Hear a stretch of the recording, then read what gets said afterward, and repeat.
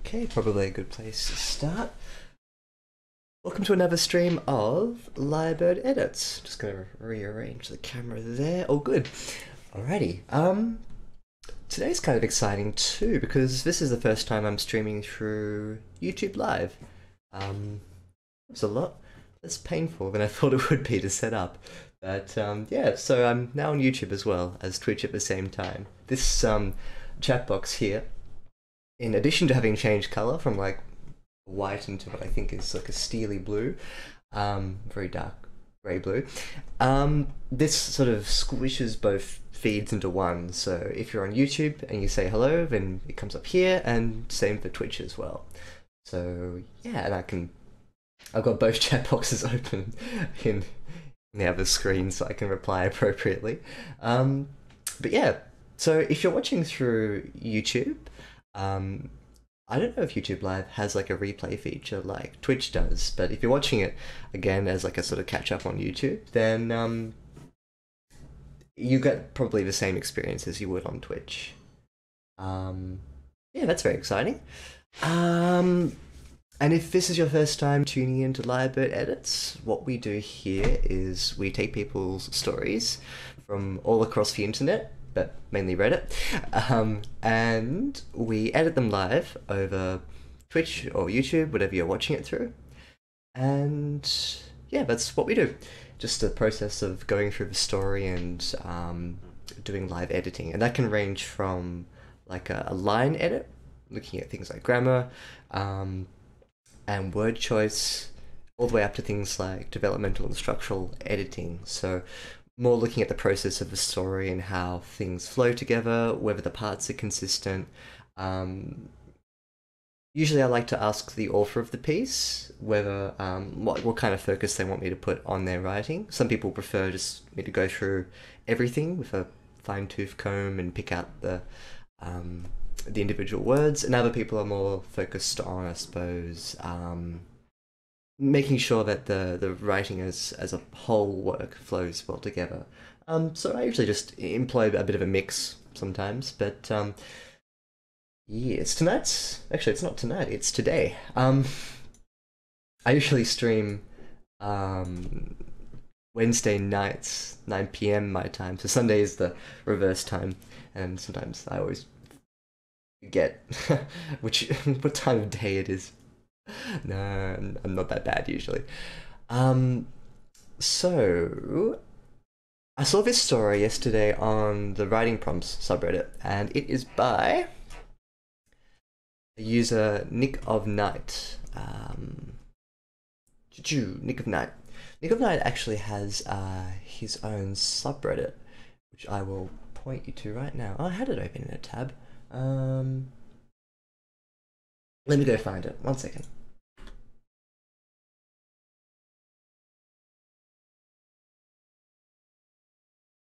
Here it is. I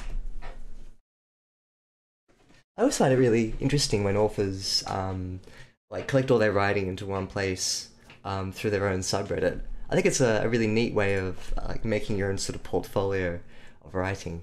So this is Mr. Nick of Night, and I'll put a little link into the chat boxes for YouTube and Twitch if you want to go and check out his stories.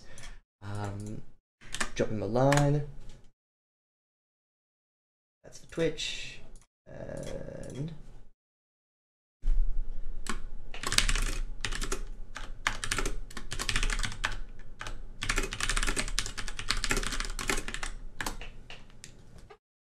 cool. That should come up in the black box soon. There we go. Nice. Alrighty. So this was a writing prompt submitted to the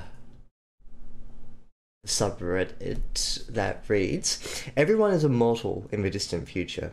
To keep life interesting, most people reset their memories every few centuries so they can experience life anew. Your reset malfunctioned, and you've just received thousands of years of lost memories."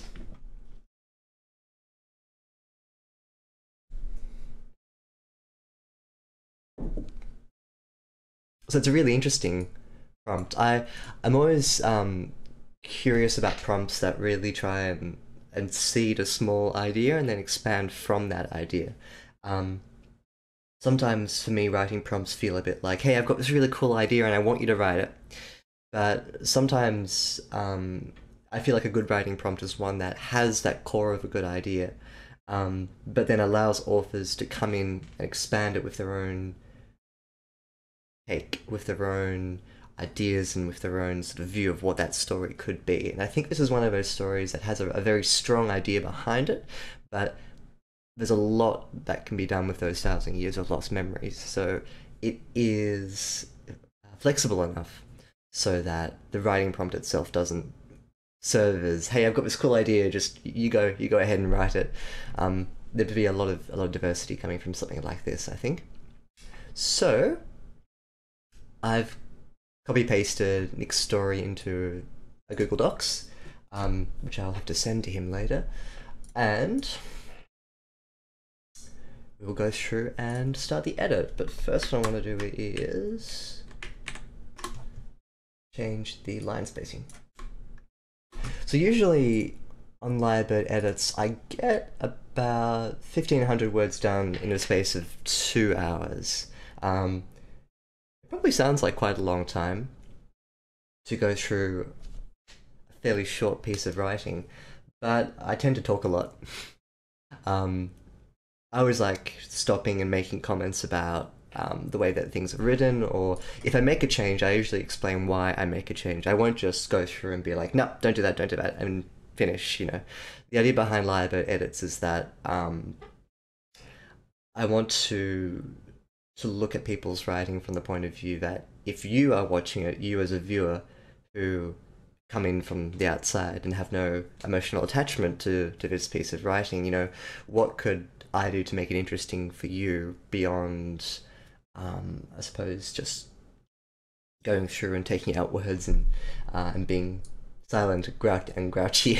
You know, how can I sort of make it a bit more entertaining for people to come in and watch? Spacing 1.5.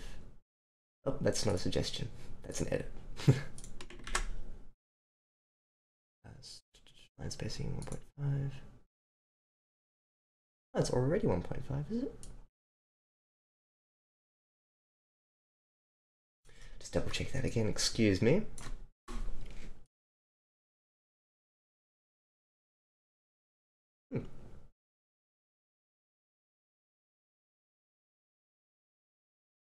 Maybe because I've got it fit to a window, so yeah, that's looks better that way. Okay, go back to 1.5 then.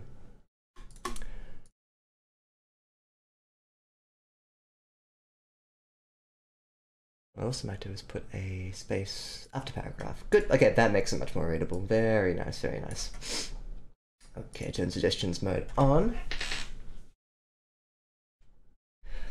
So what I might do is read out the first couple of sections. I usually sort of pick a chunk to read through so we get a feel of the story, and then go back to the start and begin the edit. Cool. And just before I start, I'll just make clear that I am not Nick of Night. I am Lyrebird Edits. I'll tell you if I end up editing my own work. I did that a few weeks ago, but mostly I focus on other people's writing. With permission, of course. I'll never just grab stuff and edit it without asking the author whether or not they're okay with having their story edited over stream. Alrighty. Like, I'm sure most people wouldn't mind, but I guess it comes off as a bit maybe intimidating if I don't explain the channel well. It's like, hey, let me edit your story over Twitch. It's like, Twitch, the gaming platform? Twitch actually has a really cool creative subsection, which is growing at a nice pace. It's lots of really interesting things that you can watch people do over Twitch. Whether it's drawing's a big one. But I've seen things like sculpting, computer programming, music production. It's really interesting to see everyone coming together and I guess sharing what they do in a creative sense. Um, yeah, I think it's a pretty nice way just to develop that community.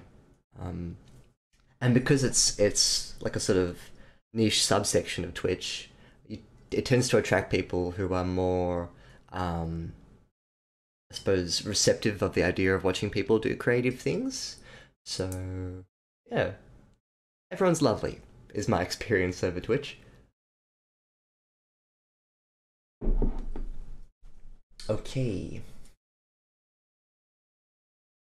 Good, stream's fine. Alrighty, why don't we get started? So everyone is immortal in the distant future. To keep life interesting, most people reset their memories every few centuries so they can experience life anew. Welcome to Magnolia, a city without birth, without death, a city where all your dreams become reality until you've lived them so goddamn often that they become a they become a waking nightmare. Welcome to Magnolia, a city where our leading doctors will skim off the last few hundred years of your life as if they were only fat deposits in your thighs, so that you can enjoy the thrills and spills of living all over again. Welcome to Magnolia, a city that's rotten to the core, and whose denizens are as dry as tinder, who are only waiting for a spark to ignite them and turn them into a raging inferno. That spark's name might be Richard Eisenstadt. He's at the very least responsible for the placid pool of red that stained my boots. He's responsible for Dr. Omen's body that lies like a pale island in the centre of the blood. Thank you for coming. There's a pretty woman in a black suit standing at the edge of the red shore, being careful not to get a single drop on her perfectly polished shoes. I recognize her from the hollows. Why do you do it? I ask, my voice an echoing growl around the small room. He was a sick man, Mr. O'Connell, very sick. The lady taps the side of her head twice. Cerebral hemorrhage during the step back. I frown. Step backs don't go wrong. Isn't that your slogan? A slogan, if you must call it that, is 1 step back, 2 steps forward. My mistake. Still, I've never heard of a step back going wrong before. Well, this one did, he replies sternly. The institution's white room is empty apart from us. She doesn't want this news getting out. I crouch down over the body, my knees hovering an inch above the blood. The corpse is cold, and the arms are stiff but pliable.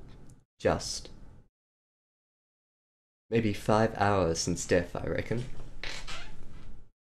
A dozen or so wide wounds lattice the expired doctor's torso. A long, triangular shard of glass lies by his side. There's blood along the tip of the glass, where it stabbed the doctor, and there's blood all down its sides too. Richard Eisenstadt's hands must be pretty messed up right now. Wonder why he'd stabbed him so many times. Wonder why he'd stabbed him so many times. It's like a crime passionnel, as the ancient Europeans might have called it. Come follow me, says the lady. I have something I need to show you.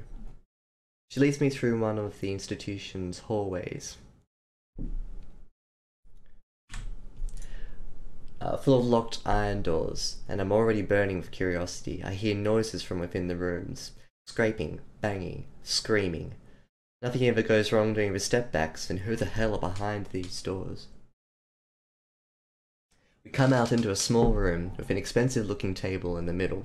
Authentic wood by the look of it, a deep, rich brown, mahogany maybe, with decorative carvings around its eaves. The thing must be worth as much as my apartment. 2 chairs sit either side of a table. It's a type of room I'd have done interrogations in once upon a time. Although with a cheap pine table between us instead, with a couple of stained mugs full of steaming coffee marking its surface. Sit, please, she says. It's a demand, not a request. Same with all the bullshit questions she asked. I pull out a chair and slump down onto it.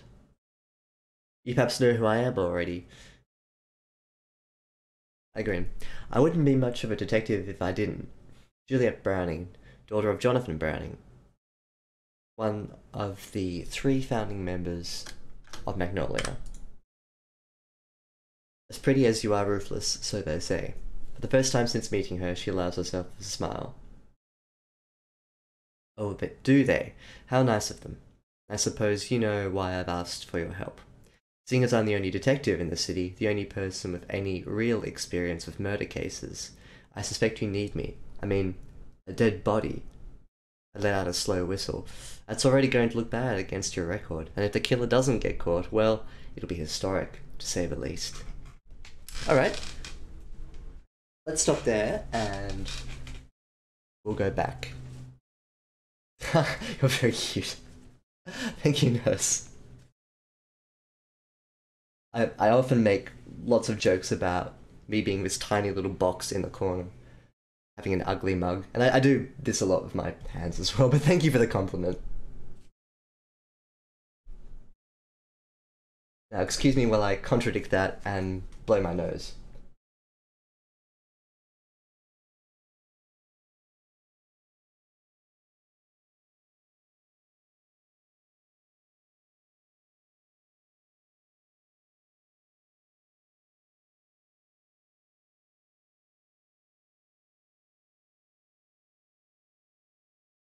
Yeah, much better. Now I can talk a bit easier too. Morning, TTLACC. How are you doing? Good to see you again.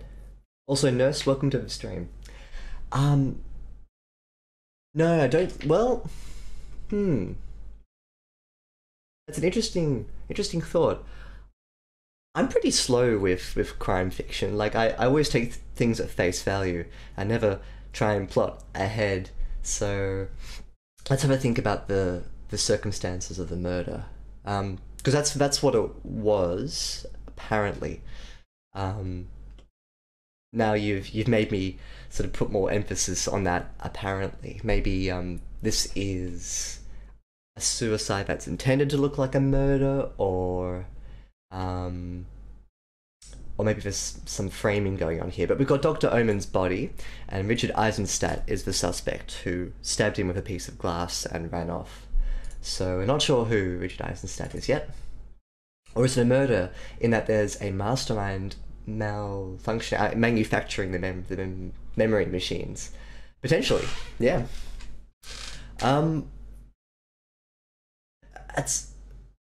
That's the fun of having a writing prompt about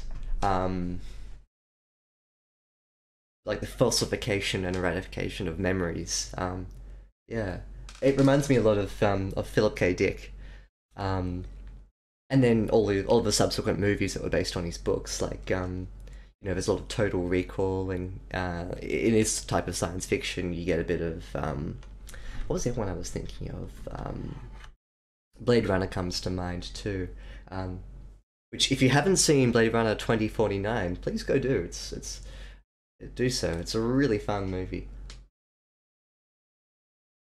But probably not. There aren't too many like memory manipulation things within that Blade Runner. But yes, I don't know is the answer. TTLACC.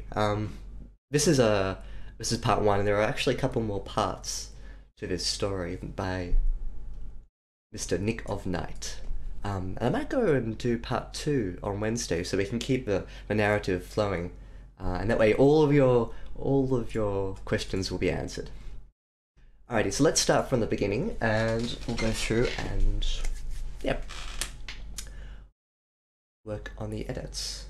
So people who have just joined, or if you missed like the little first part, this is a story based on a writing prompt, and I asked Mr. Nick of Night if I could edit his story. The writing prompt actually comes from here. So if you want to go and read the original prompt thread, I'll put the link in Twitch. But that's the original thread. On YouTube it should be in the description. By the way, I'm actually double streaming today, TTLACC, so Um, I set up like the YouTube live version of Lyrebird edits, and it goes to one place. It's split in half, and it comes out on Twitch and YouTube.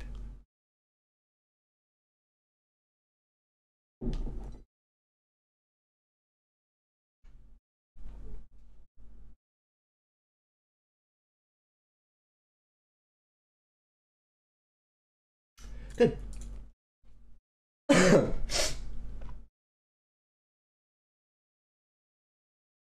Excuse me. Oh, I'm all over the place today with my health. I'm gonna go blow my nose again. Excuse me. Not particularly good form, is it? I'm usually quite on the ball with my words and pronunciation, but I kind of feel like I'm stumbling over a couple of things today. I think it's just me being a bit clogged up. So I'll put the splash screen up so you don't have to listen to me blowing my nose, and I'll be back in a second.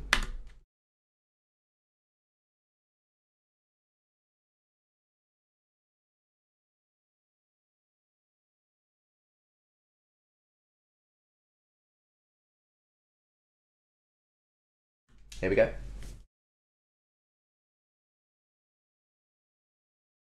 Okay, let's dive in. Okay, wow, thank you. I don't even feel all that sick. It's just, I don't know. It's sort of like the calm before the storm. Like, you know, when you get like a bit of a sore throat and a bit of a blocked nose, but you feel generally fine. You just know that, like, in a day or two, you're going to be in bed, curled up and crying. That's kind of where I am at the moment. Like, I feel good, so yeah.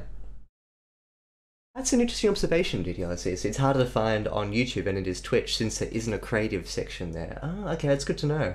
I was wondering how Twitch's, how YouTube's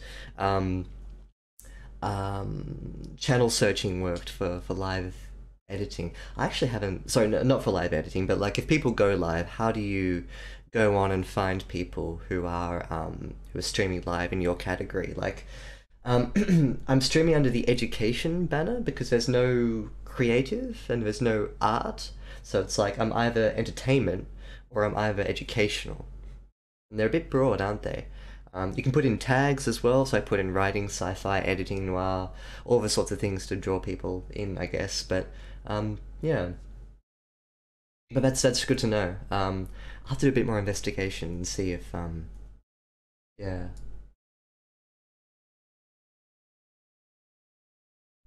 I mean, I don't really mind. It's just more of a of like a secondary pool of people who might be interested in watching.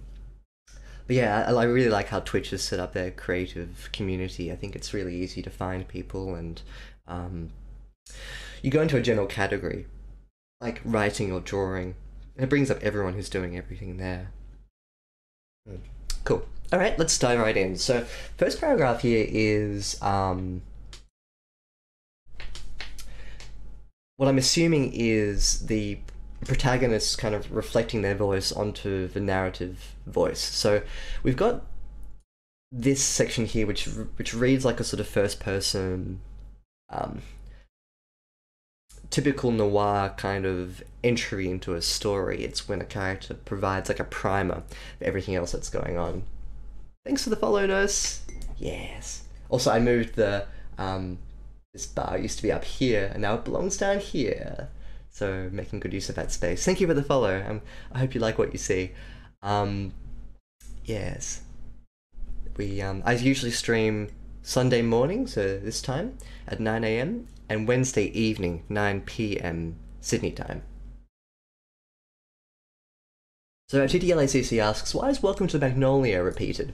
I think it's a bit of I really like how this is repeated, because it's sort of like someone standing on top of a little box and speaking to a little audience of people who have gathered around and like, welcome to this city.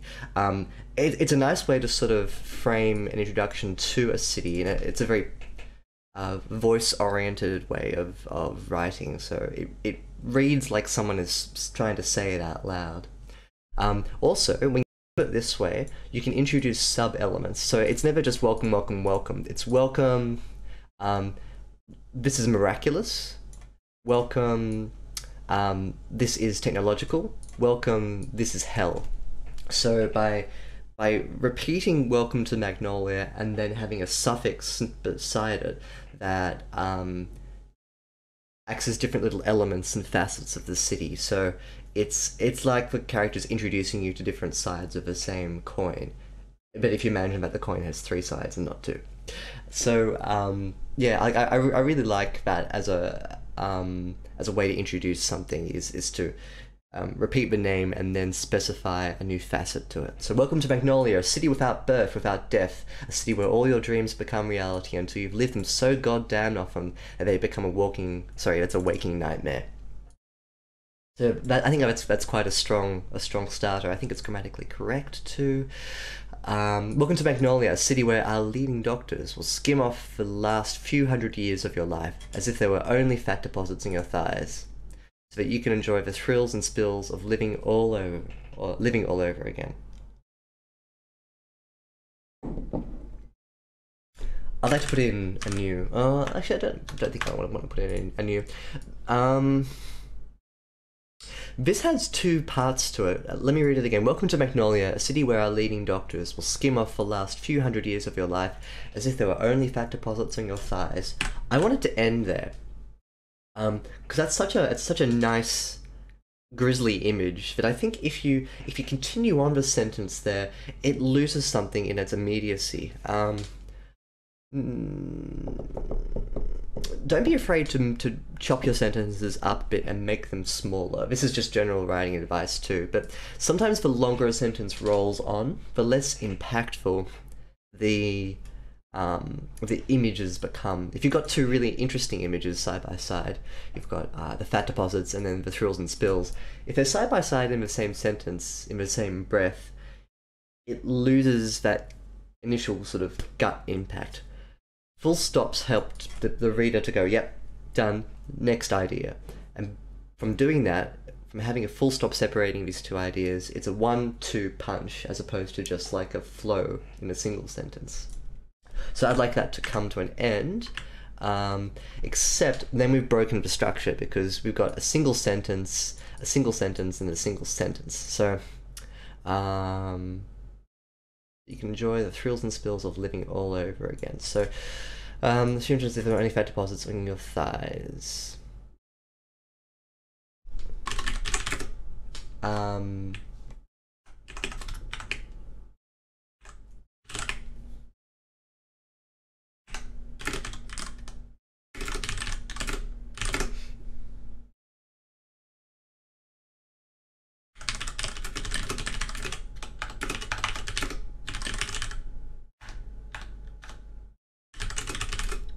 So I'll qualify this and say that whenever I make written suggestions directly into the text, it's always placeholder.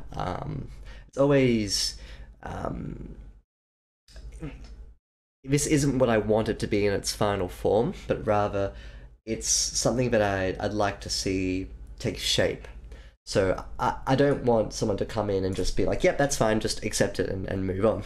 Rather, what I want to do is to get Mr. Nick thinking about how a new sentence might work here. So this is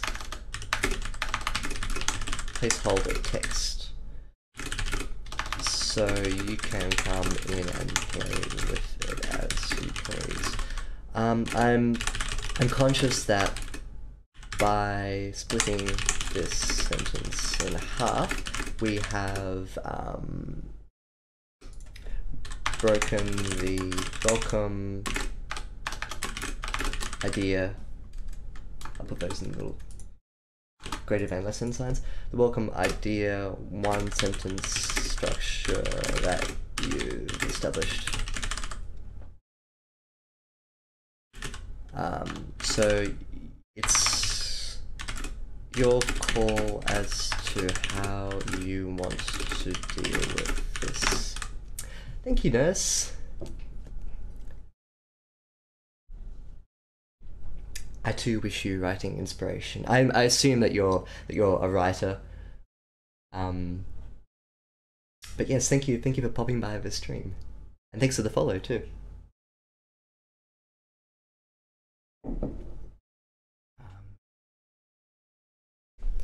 Perhaps you just like to remove my... I finished the previous one with that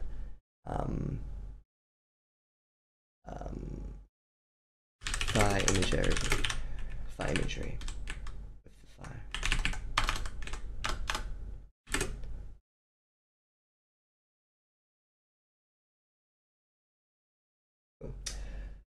Alrighty, it's 40 minutes, so voice note 40 minutes. Cool. So that just means that if you're unsure of what this means, then go to the stream at about 40 minutes and you'll be able to get like a verbal description of what was going on here. So you see, this is tricky. Like, if I was to keep, if you want to keep that one sentence, welcome idea structure going, then you could just get rid of all that. Because it is a bit, a tiny bit superfluous. Like, I appreciate that the detail is there. I'm one of those readers who always appreciates just a little bit more detail than less. Especially if it's things that have emotional weight behind them, rather than just like block imagery. Welcome to Magnolia, a city that's rotten to its core, whose denizens are as dry as tinder, who are only waiting for a spark to ignite them and turn them into a raging inferno.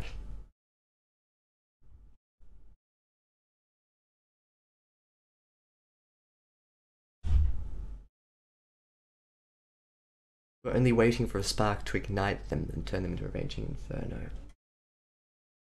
You could flip this. Let me try and verbalize it first. What kind of tea do I drink, says Nurse? Good question. It's Twinings Earl Grey. I usually drink... Oh, what did we used to drink?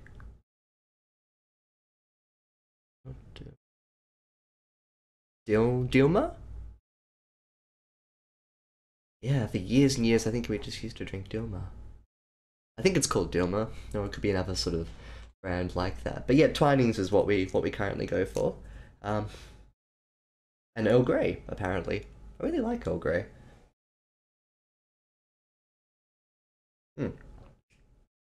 Oops, that was last night's tea. Which was also Earl Grey, so here we go. This is just this morning's tea. Yep. I try and present myself as being like a smart authority on editing, and then I sort of reach over here and I'm like, oh, let me just drink last night's tea that's been sitting on my desk and it's nice and cold. I'm a fraud, in other words. But yeah, Earl Grey. We can open it up to the chat. What kind of tea do you guys drink, or are you more of a coffee person?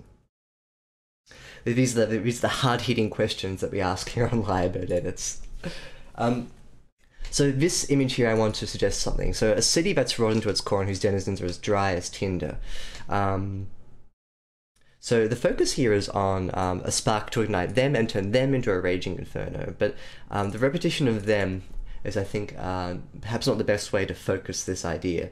So her as dry as tinder, semicolon or hyphen.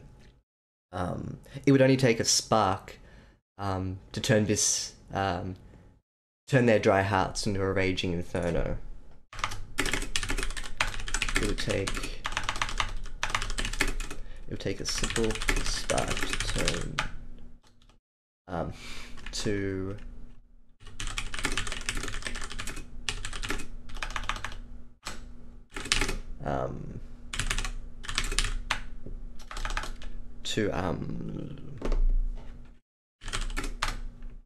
it would take a simple spark to ignite their hearts to feel a raging inferno.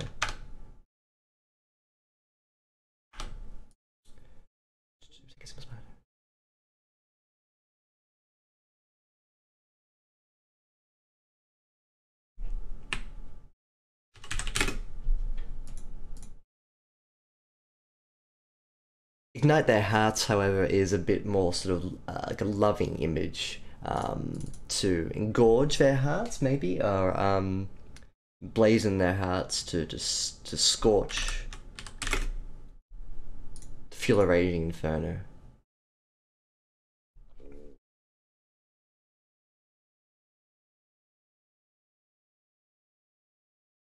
GTLACC asks, do I have a teacup dedicated for one specific flavour? Huh. I think if I were to drink more tea, that might be something I'd do. Yeah. Charmingly.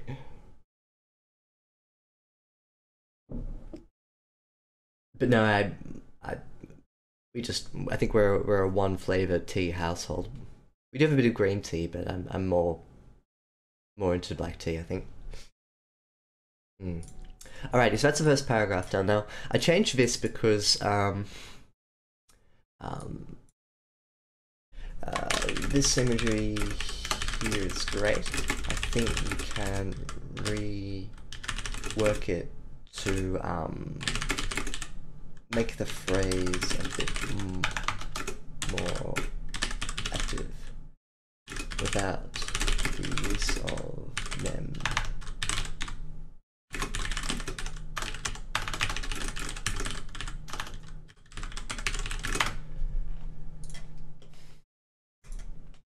Spark's name might be Richard Eisenstadt. Sorry, I got my name wrong before too. He's at the very least responsible for the body. Sorry. I probably want to structure it like this. At the very least, comma, he's responsible for the placid pool of red that stained my boots. He's responsible for Dr. Omen's body that lies like a pale island in the center of that blood. Thank you for coming, says a pretty woman in a black suit standing at the edge of the red shore, being careful not to get a single drop on her perfectly polished shoes. I recognize her from the hollows. I'd like this to be broken up again. So it says a pretty woman in black suit standing at the edge of the shore. Here, I'd like a one-sentence description of the surrounding office, hall, cell.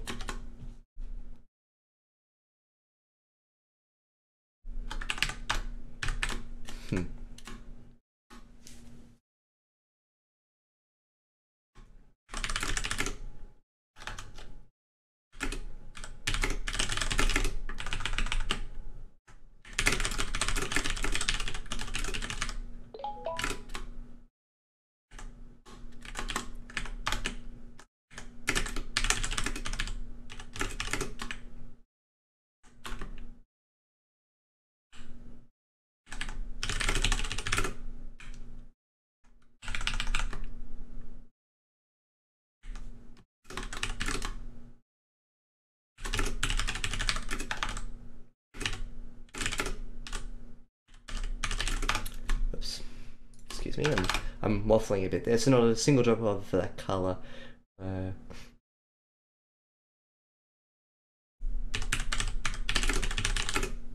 Okay, so what did I change here?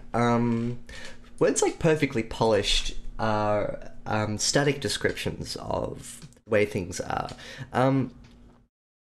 Depending on people's writing style, like I don't want to come in and be like, hey, change your writing style, you know, this is how you write, this is the kind of imagery that you should use. Everything I'm doing here is suggesting ways to sort of strengthen the story that's already there. It's all about polishing what's in front of you rather than coming in and rewriting it. And as an editor, that's pretty important. By the same time, though, at the same time, you also want to be conscious of the way that things are written and whether it's the strongest that it could be to complement the story. So there's a lot here in this single paragraph that I feel the reader would benefit from having that isn't there. So thank you for coming, says a pretty woman in a black suit standing at the edge of the red shore. Now, originally it was just being careful not to get blood on her shoes. I recognized her from the hollows. That was it. What I'd like at this point in time, though, is a grounding description. And I talk about this a lot when I edit.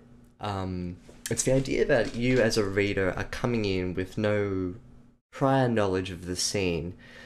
So, what kind of detail do you latch on to construct that scene? And oftentimes, your readers don't need a lot. They just need a single strong point of reference from which they can construct the scene from themselves. So like a single one-sentence description of the surrounding office. Fine. And then you can turn back to the woman, see how she stands, so careful at the edge of the crimson lake. Not a single drop of that colour on her obsidian mirror shoes. Now, obsidian mirror versus perfectly polished, it means exactly the same thing.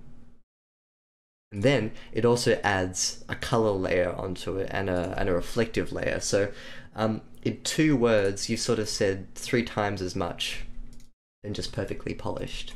So that's again just a suggestion. If it fits in with the voice, I suggest keeping it. If this works with your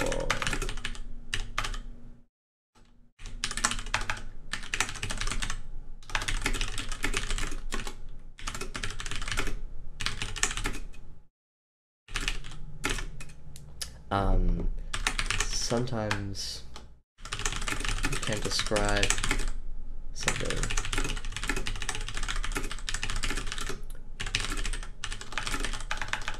with more flair and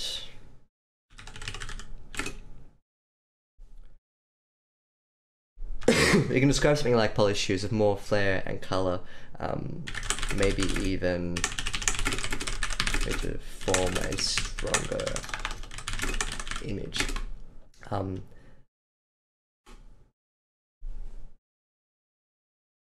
Describing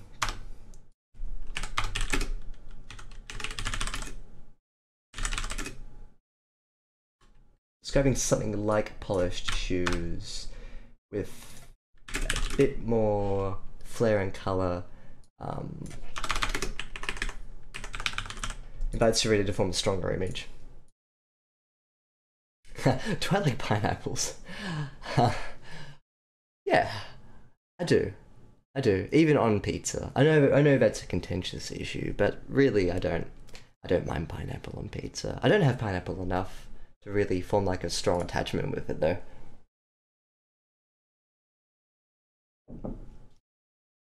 Hmm. TTLACC, do you like pineapple? And do you like pineapple on pizza?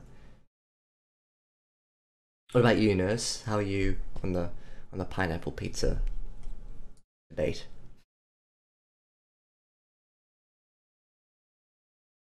And I recognize her from the Hollows.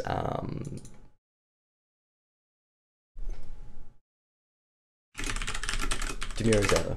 Sure, something like that. You don't need to put it in, but why do you do it? I asked, my voice an echoing growl around the small room. So this is why you need to ground it earlier, because up until this point we didn't know where they were, and this here provides our first grounding image of where we are. I'd like it to come a little earlier. He was a sick man, Mr. Connell, very sick. The lady taps the side of her head twice. Cerebral hemorrhage during the step back. I frown. Step backs don't go wrong. Isn't that your slogan? Our slogan, if you must call it that, is 1 step back, 2 steps forward. My mistake. Still, I've never heard of a step back going wrong before. Well, this one did, she replies sternly. The institution's white room is empty apart from us. She doesn't want this news getting out. I crouch down over the body, my knees hovering just an inch above the blood. The corpse is cold and the arms stiff but pliable. Just. TDLCC says, I ate an entire pineapple. Wow. Impressive. Damn. Pineapple on pizza. I'm out. Hello, Captain Flint. You got strong opinions on pineapple on pizza. I can see that. I respect those strong opinions on pineapple on pizza. I'm just one of those people that's like, it's there. I'll eat it. I don't have strong feelings about pineapple on pizza. Strong feelings on other things, but just not pineapple on pizza.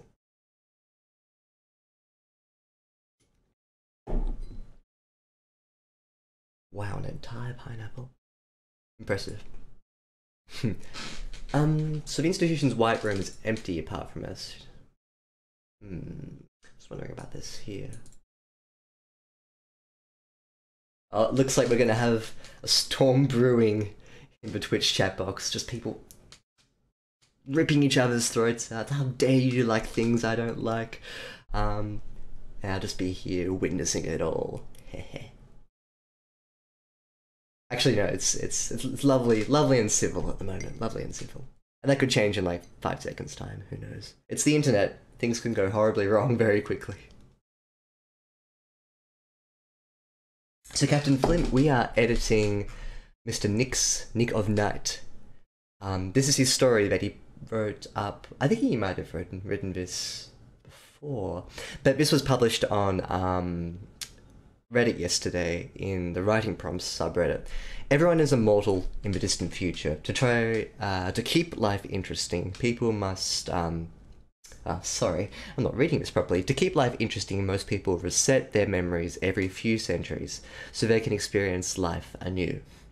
So that was the writing prompt, and this is Nick of Night's story. This is his subreddit too. Just a neat little sort of collection of his writing in a portfolio. Pineapple on pizza is like pepperoni. There's other flavors and combos that taste better.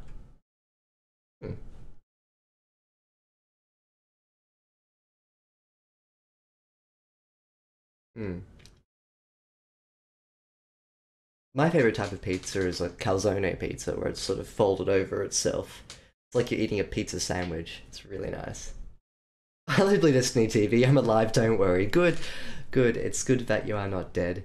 I'm happy to see you alive and back in the stream. Welcome back. I just got a job. Nice. Hey, congratulations. Congratulations.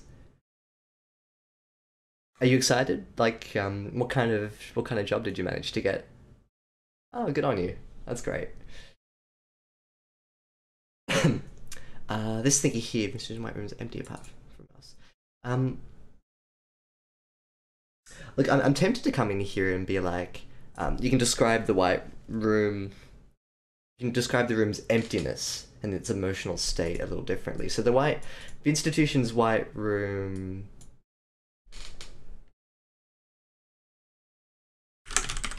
rings empty.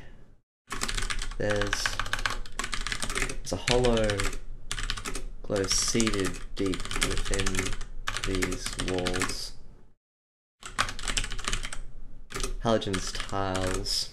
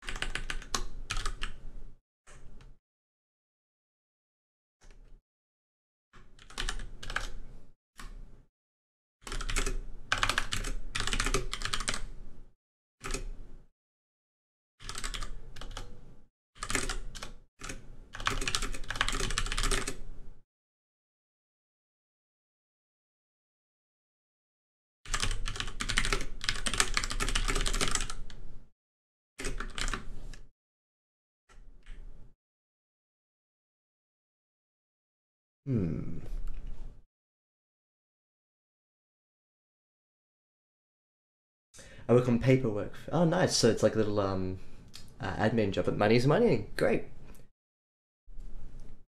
Oh, yes. Yes, I do know you're in daytime. If it ain't 5 a.m. in the morning, it's too early for me to be up.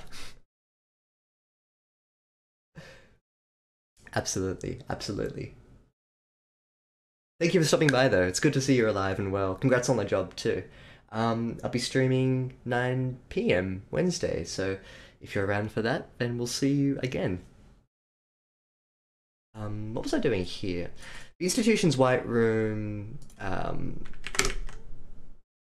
rings empty. There's a hollow glow seated deep within these walls. Halogens, tiles, deep isolation. Present company certainly doesn't make this room any warmer. Such cold eyes fixed on me like a heliostat trained for the sun. She doesn't want this news getting out, does she? And she's here to babysit me to make sure as hell that it doesn't. I crouched down over the body. My knees hovering just above the blood. The corpse is called just TTYL 2 Drools. Catch you later, the Destiny TV. I'm conscious here that I don't want to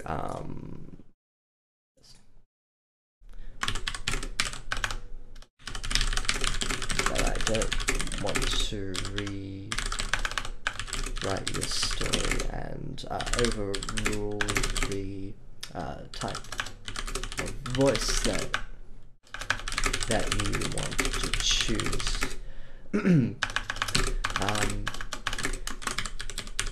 Detectives are notoriously blunt and cutting, so cats, do you like them not in the pizza? No, I don't like cats. No, I'm sorry. I'm more of a dog person myself. I've always had dogs. Cats are cute, don't get me wrong, they're nice. But, I'd always prefer a dog. They're close to my heart.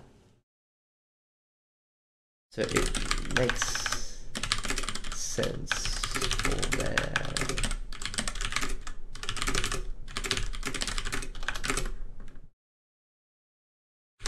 That being said, there is room to expand and elaborate on their internal sense of the scene.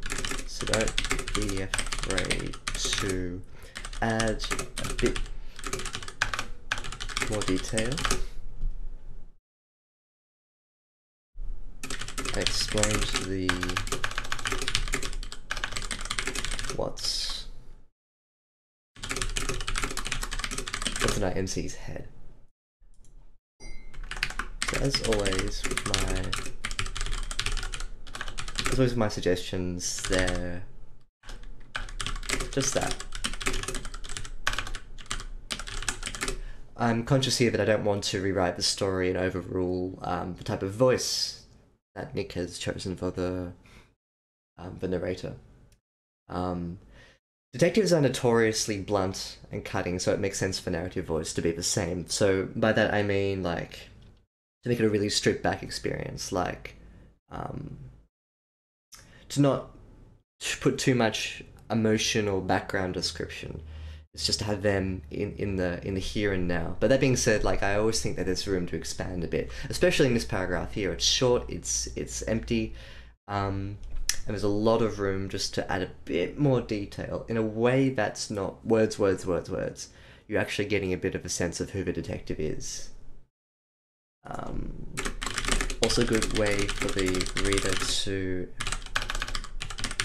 empathize with the MC is to allow us inside his head. Expanding can help with this. So the institution's white room rings empty. I wanna do capital R, capital W, capital R. There's a hollow glow seated deep within the walls, halogens, tiles, deep isolation. Present company certainly doesn't make this room any warmer. Double checking the tense, I ask. So first person present. Or maybe historical past. Historical present. Present company certainly doesn't make this room any warmer. Such cold eyes fixed on me like a heliostat trained for the sun. She doesn't want this news getting out, does she? And she's here to babysit me to make sure as hell it doesn't.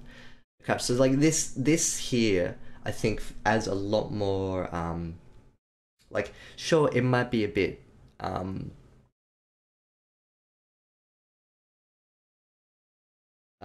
maybe overblown, like, like, oh yeah, the reader knows why she's there, but getting the narrator to say it acts as like a double confirmation.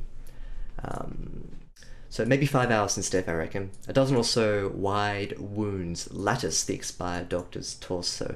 Lattice isn't a verb, but I like that it's used as a verb here. Lattice is like a matrix framework of lines, of course. Is it a verb? I'm just going to double check if anyone's used it as a verb before. No, no. So yeah, go ahead, use it as a verb. Ah, lots of dogs. Jealous. What kind of dogs do you have? What kind of breed are they?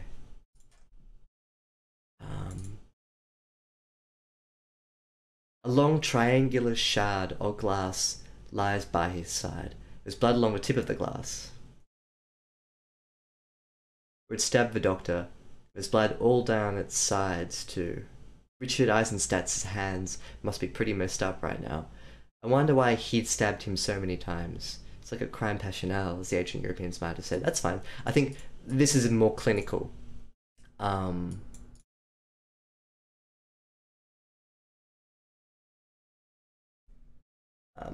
I like this paragraph because it's more clinical. If you keep these suggestions above, these two paragraphs will contrast nicely together and provide a sense of realism to the MC. Yeah, like you don't want the MC to just to be on detective mode all the time. You want him to sort of look around a bit, employ different facets of his detective brain. I think I just contradicted myself, but yeah, like you don't have to have him cold and clinical all the time. Come follow me, says the lady. I have something I need to show you. She leads me through one of the institution's hallways full of locked iron doors, and I'm already burning with curiosity. I hear noises from within the rooms can be rewritten to noises leak from behind those thick doors. Scraping, banging, screaming. So what have I done here? I changed the subject from the MC to the noise. If you can personify things like noise, it reads much more elaborately. I think it's a more emotional way to tell a story too. So if nothing ever goes wrong during the stepbacks, and who the hell are behind those doors? We came out into a small room with an expensive looking table in the middle. Authentic wood by the look of it. Deep, rich brown mahogany, maybe. With decorative carvings around its eaves. Thing must be worth as much as my apartment. I like that.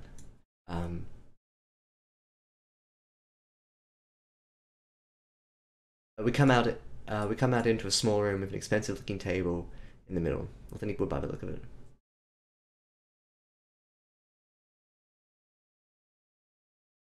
Yeah, these are two correct uses of how to use hyphens. Throwaway information and like a phrase insert. I've never seen them used side by side before. So we come out into a small room with an expensive looking table in the middle.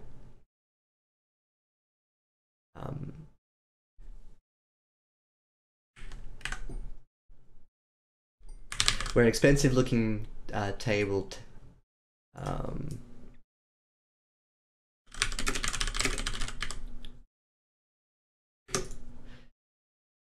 even though he's a detective, I think you want to give him a bit of voice that isn't just pure description. So, with an expensive looking table in the middle is, I suppose, a functional way of saying something. Whereas, where an expensive looking table sits center stage, authentic wood by the look of it. I'll make a comment here. Maybe this injects a bit of flavor to his voice. You can be the judge of how you want your PC to sound.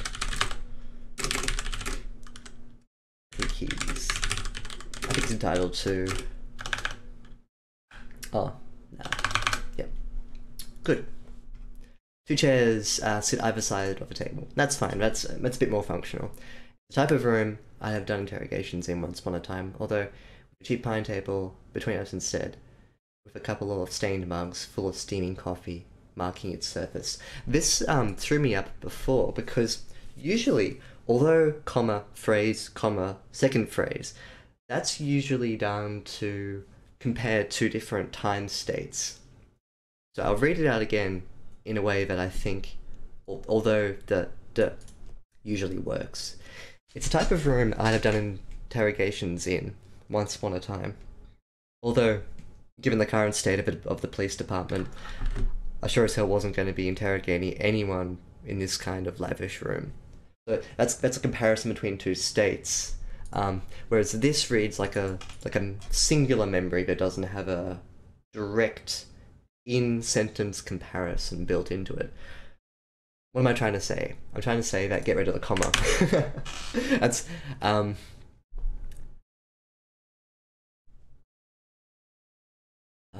once upon a time.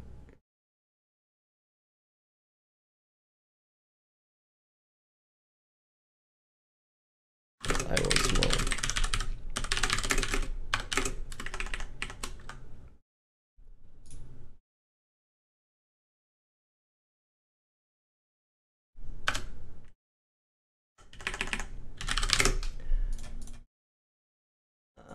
Voice note 1 hour 14 minutes, 1 hour 12 minutes.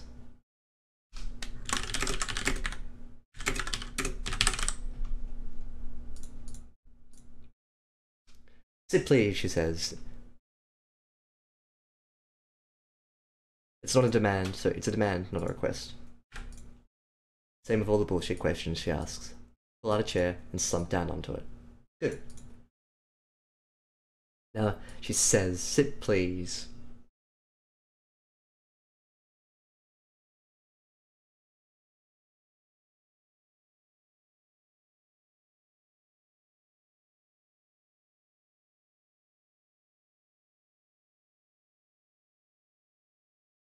This is okay. I mean, I probably want to replace it with something like sit please comes from the other side of it, comma from the other side of a table. It's a demand, not a request. I think we know who's... There's no other person who could be talking in this situation apart from the she. I think that's fine. Yorkshire Terrier, 2 German Shepherds, and 18 German Pointers. Wow. That's a lot of dogs. Oh, so cool. You need a lot of space for those dogs. I'm jealous.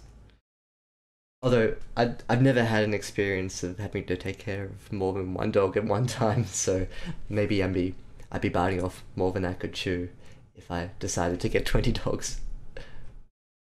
Are your family breeders? Do they breed for a I'm trying to think of whatever situation like 18 dogs could facilitate. You perhaps know who I am already. I'd swap these around.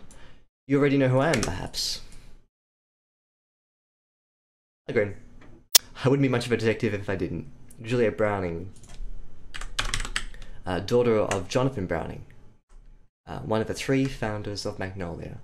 As pretty as you are ruthless, so they say. The first time since meeting her, she allows herself a smile. Oh, do they? How nice of them. And I suppose you know why I've asked for your help? Seeing as I'm the only detective in the city, the only person with any real experience of murder cases, I suspect you need me. I mean, a dead body. I let out a slow whistle. That's already going to look bad against your record. If the killer doesn't get caught, well, it'll be historic to say at least. You won't get away, she shouts, slamming her fist hard against the table. Almost instantly, Juliet returns to her equable demeanour. You will see that. You will see to that, I am sure of it. Now tell me, Mr. O'Connell, David, why is it that you still have your memories from during the restart? Surely it would be best for you to erase them. It can't be pleasant. Those. I got a suggestion. They. Do you have a sci-fi word for old, dusty, heavy, like chaff, dust, or something that she can reference? Yeah, I just thought that might inject a bit of sci-fi flavour here. I got a suggestion for this paragraph too, but I want to read a bit more and see if that's going to hold true. I flinch. They're not. But I figured someone has to keep those skills, has to keep these skills alive. Murder doesn't wait forever.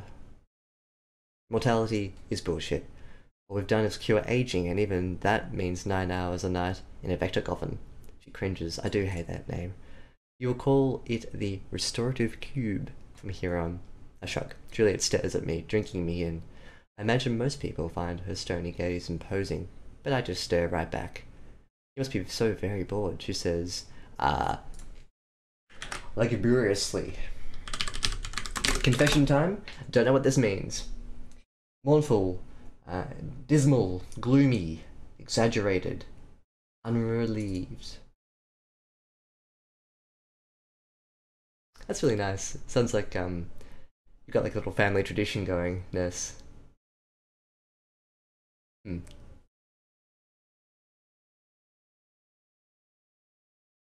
get rid of this thing here.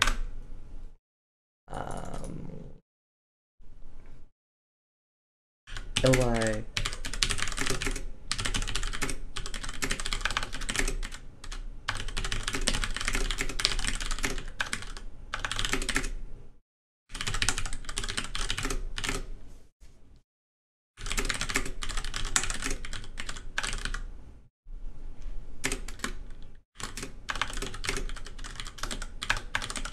So,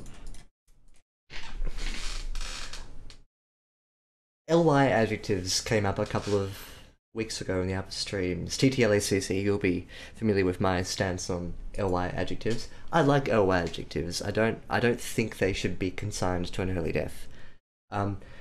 Because I think, sorry, did I say adjectives? I meant adverbs.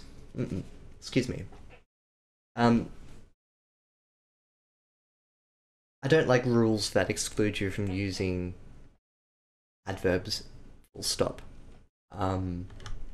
However, why people say you shouldn't use ly adjectives is because of this type of thing here. Ly adjectives, so this is what I wrote down. Ly adjectives and dialogue tags can almost always be replaced with a demonstration of the same emotional state. Especially on dialogue tags, I don't think ly adverbs work. Did I? Oh, look, I've even got adjectives here. Adverbs, excuse me. Yeah, I don't like them on dialogue tags because I think you missed an opportunity to show us the detail rather than just saying, she says angrily, gloomily, beguilingly, sorry. Like, if you say it like that, you get a quick image, but you miss an opportunity to actually demonstrate it.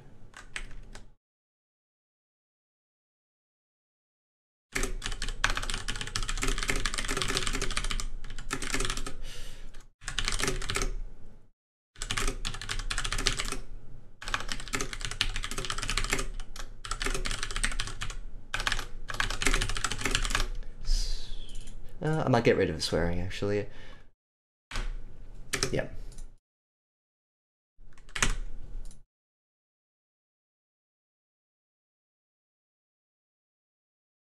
So we've expanded one word into many, but by doing so, we've actually got a solid idea of how she's doing it.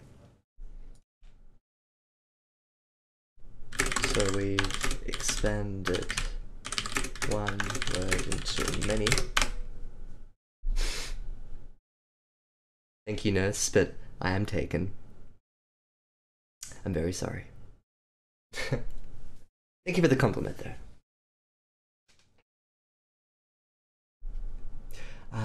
Did I ever say that there was a situation where OI worked better than showing it in the physical actions? That's a good question. Ooh. Maybe... I don't think I ever said that out loud. But now you're making me think about whether or not that can ever be the case. They're taken by work, yeah. Yeah, I'm a scientist, that's correct. I'm married to my project.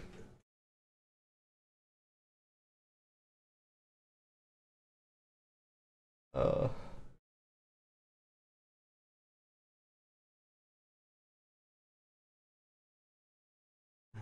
Let's have a think. What was I going to say?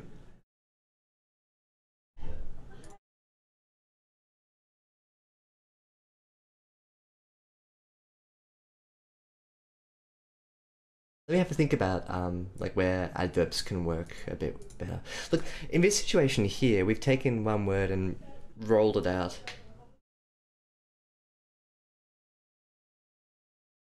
I can imagine a situation in which we've had quite a long flow of dialogue or a long flow of description, and all we want is just a simple, quick way of saying how people are feeling or what they're doing. Or if you're keeping the tone and pace really tight, throw in an ly adverb, and the ly can actually serve you well there. So here we needed more from less, and other times we may need less from a bigger, more robust thing. So like, if there have been paragraphs and paragraphs of this sort of detail, and then we wanted to make it really short, then yeah, that would be a neat way to do it. It's all about thinking of a tone and pace of things too. Let me have more of a think about this actually, like where ly would actually work better. Maybe, see, the core of your question is work better than showing it in physical actions. Let me write out something for you.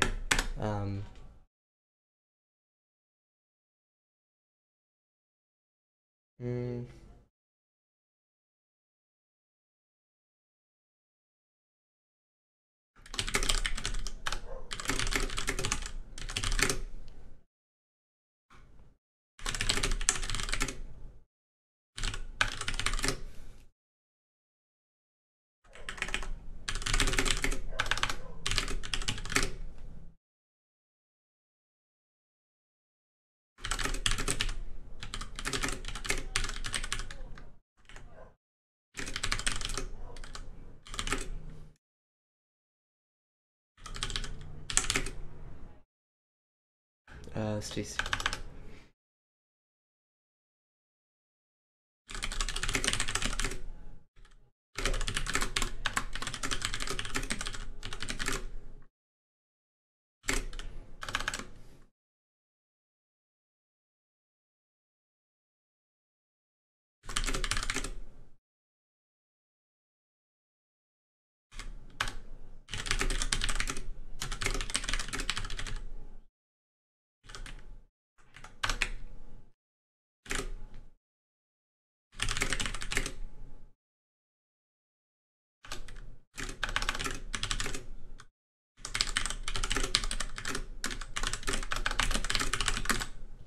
So what we've done here is so she reached for the knife, white fingers gripped tight to the hilt. This is a run-on sentence, not so great. Up it comes to my throat, steady steel resting against my skin, and there it stops. Her eyes flit across my face quickly with alarm, with dreadful fear. So sometimes ly adjectives, because we're showing a lot of detail already, so you could also say her eyes flit like mad stars across my face. Her eyes flit flit across my face quickly with alarm or dreadful fear. If I didn't have this, then I probably want to describe her eyes moving. Because I've got this, you can throw in a quick ly quickly, and it kind of just means the same thing. Is it stronger? Is it better? Not really, is it? Because I think you could replace the quickly there.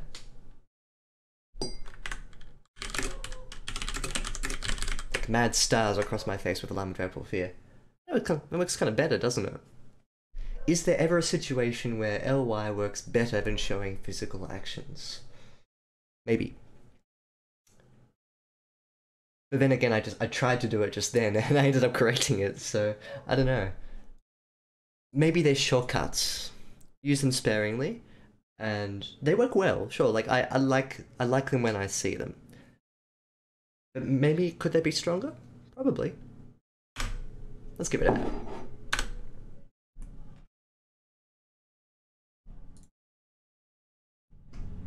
I've only just gotten here, besides, you're not so dull. She laughs. Not of this.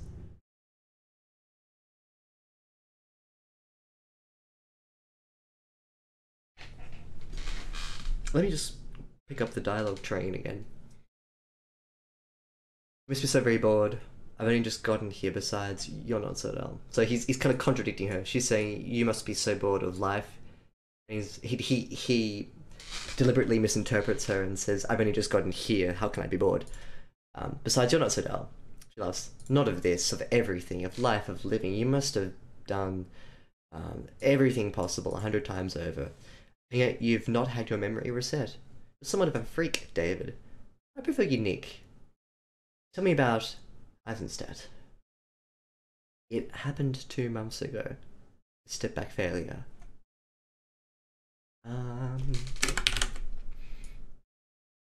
What I'm gonna do now is just plop in. Ugh. How do you give that a nicer color? There we go.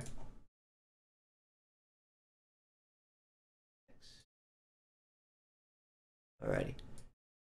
Here. Here.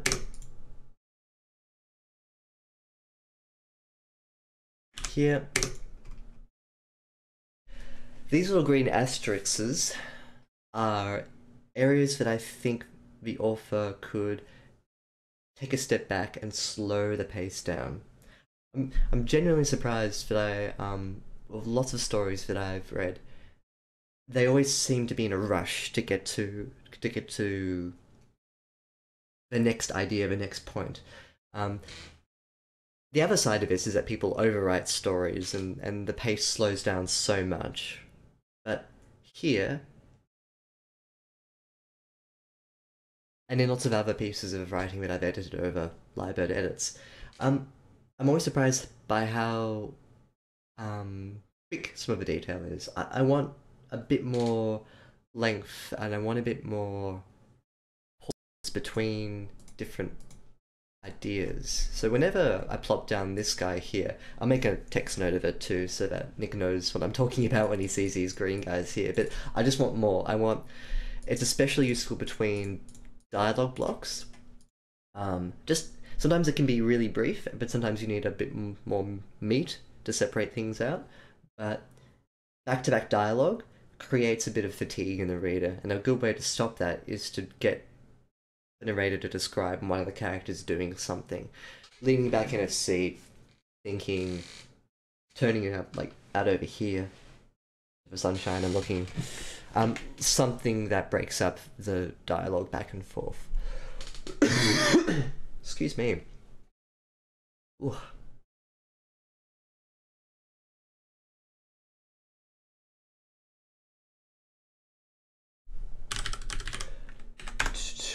Okay.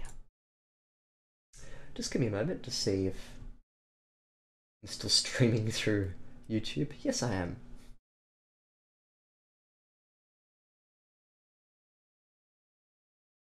Good.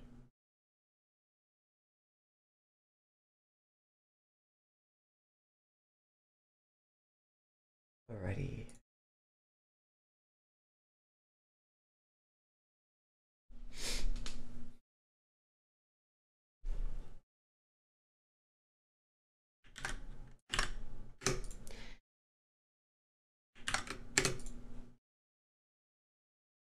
his mind, his memories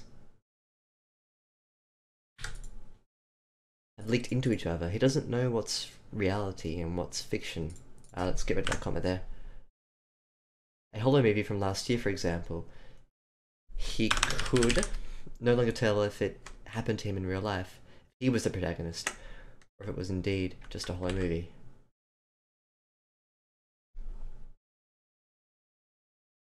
I think that's right, TTLACC, yeah. Little details that can serve to break up the dialogue back and forth. If you read ballpark figure, like 4 back and forths, it's probably time to have a tiny bit of action. Otherwise you're just reading a movie script, more or less, and you want a story to have natural pauses and flows in dialogue. Especially because dialogue in fiction is never how people talk in real life. It has to be curtailed and contained in a way that's interesting for the reader. It's got to be completely intuitive too, which is why I'm going through like what may appear to be random points and be like, yep, here it needs to be, here it needs to be. But there's no real metric I'm using apart from just, okay, now it feels like they've been talking for a while, so let's get some motion going. This isn't we need to separate out this. So a Hollow movie from last year, for example, colon, comma. Oh.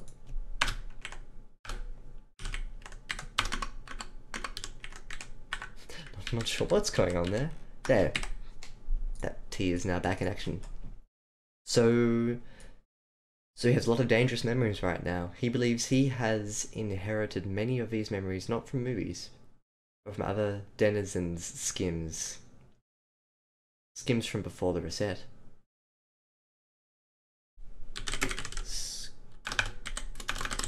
Skims of other denizens. Other denizens' skims makes me trip up when I read it, let alone say it out loud. So I think in the same way as that, just skims of other denizens. Skims from before the reset. Restarts, sorry. Before? Yes, that's I whistle. Those memories would be from long before even my time. And hell, I'm as old as they come. If they were real memories, yes. But they aren't. They are fabrications. So you're saying he thinks that movies he's watched are real memories, but from other people. People's memories from before. Exactly, he's paranoid beyond reason.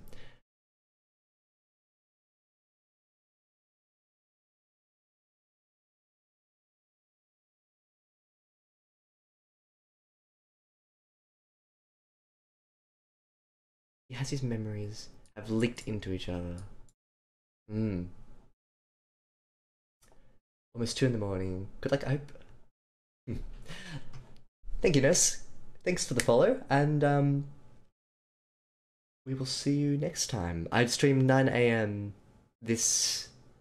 on Sundays, this day, and 9 PM my time on Wednesdays. So yeah, if you can make either of those, then it'd be good to have you back. Yeah, and almost 2 in the morning, you should definitely sleep. So we'll catch you next time. Just in the Shells is TTLACC. A little bit. That had a bit of memory sort of overlapping, didn't it? Like false memories being implanted.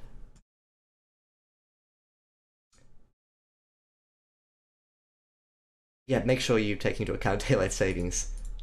If you go onto a world clock and type in AEST time, it should hopefully account for that.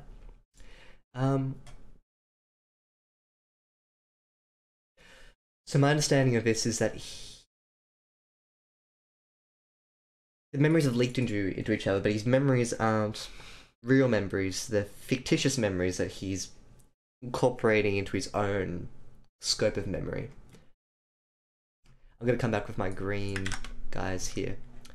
Indeed, just a Hollow movie. So he's got lots of dangerous memories. Before, yes, that's I whistle lots.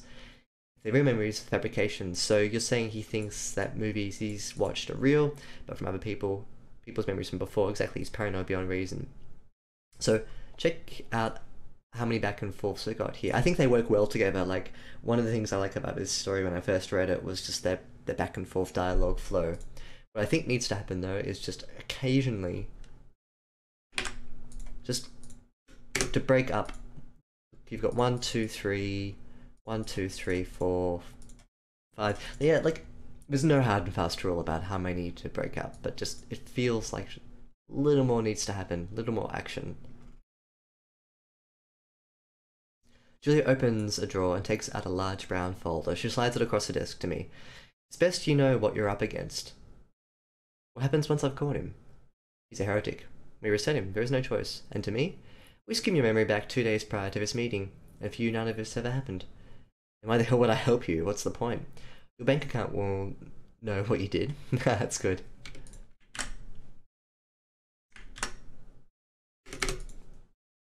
Your new apartment will know, and your new platinum forged memories will know. Beyond that, you'll have done your city a great favour that won't soon be forgotten. At least not by me. I grunt, then nod, and flip open the folder. Now here we've actually got an excerpt from the folder itself, so I'm going to just put a little tab there. In actual fact, I'm going to edit that in so it doesn't come up as all green. There we go, nice.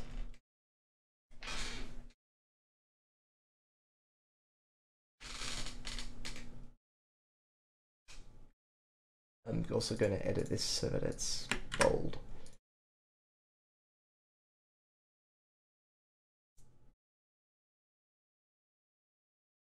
So we've got the doctor who's been murdered and Eisenstadt, the patient. What is your name? Polynomine. Polynomine? We have many names. Your name is Richard Eisenstadt. We are Richard Eisenstadt. We are now more, many more, much more. Your name is Richard Eisenstadt and you experienced an accident during a step back. There was no accident. What do you mean? Someone wanted us to become what we are, to see what there was and is and will be. You believe someone sabotaged the step back? Yes. Who? We don't know. There are many voices in our head, and they bay for justice like starving wolves, uncontrollable and savage. We cannot control them yet. We cannot quieten them enough to hear the voice beneath. What is your first memory? We have many first memories. What do you know of the restart? It is a lie. There was no restart. A lie? We are taught what it is. A perfect new beginning. But it is not. Then what was it? The mass extinction of humanity. Extinction? What caused this extinction? Clones. Clones? Yes, clones. Like you, Doctor. Like you, comma, Doctor. This body too, Doctor. But if there is humanity left, it is inside our head. And we will set them free. We will set them all free. Notes. Put this in bold too. Eisenstadt, it's his regular name. Eisenstadt's eyes dilate massively as he screams and struggles against his restraints, the metal biting into his wrists until they bleed. I call in security, and they apply a tranquilizer to his neck. It takes 5 minutes or so for his body to go limp. It should have taken seconds. In session 1. Okay, editing this. Couple of things. I'll get rid of that, just because of the way people talk. This sounds like more of a narration thing rather than a piece of dialogue. That sounds a bit more natural, even though it's a bit more verbose than usual.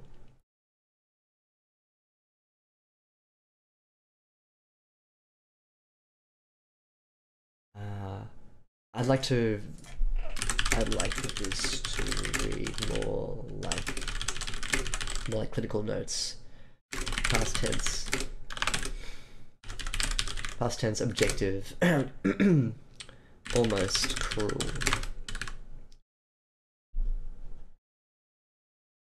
I look away from the document and up at Juliet, who seems to be studying my face.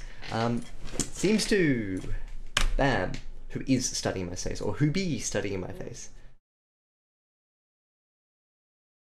I look away from a document and up at Juliet. Her eyes.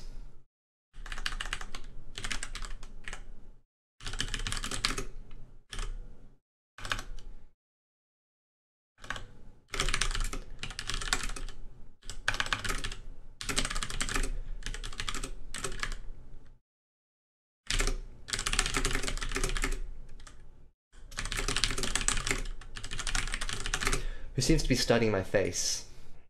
Two things there. If there's a choice for something to seem to, or to appear to, or to start to, get rid of it and make it actually happening. She is studying my face. She is doing something. It always makes it more immediate. There's no net loss ever from getting rid of seeming to, unless it's a very quiet, subtle action. It seems, says TTLACC. We've been through this a couple of times, haven't we, before, in a couple of other stories. Oh, wait, hang on a second. I put a seems in. Oh, I'm such a hypocrite. And now I'm not. And no one can ever prove that I wasn't.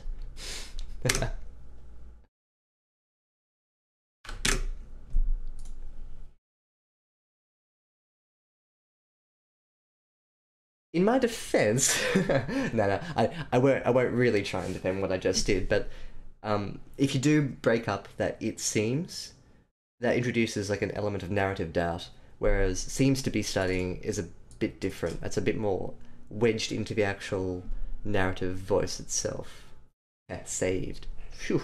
Like if you did want to use seems to imply doubt, to imply that he wasn't sure that it was happening, you can use seems, but not. I don't think like this. I think games follows my every motion. It seems, which is a little different from seems to follow my every motion. Either way, I think it's stronger without it there, so I'm happy correcting myself. Thanks, TTLACC. I owe you one. Clones, I ask. Outlaw Tech, even before the restart, marked as abominations. Yeah, I know. It's just a surprise to me that he thinks clones could be responsible, seeing as they were never anything more than an idea. Yes, you would think that, Juliet says. I suppose I should be honest with you. You'll forget it all soon enough. Sometime before the reset.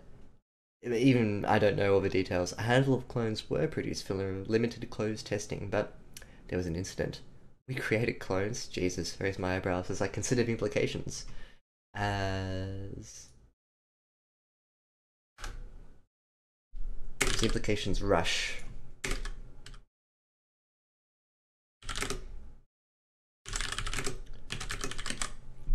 So, what was the incident? There's very little information on it, even in our own archives. Let me get my green guys back.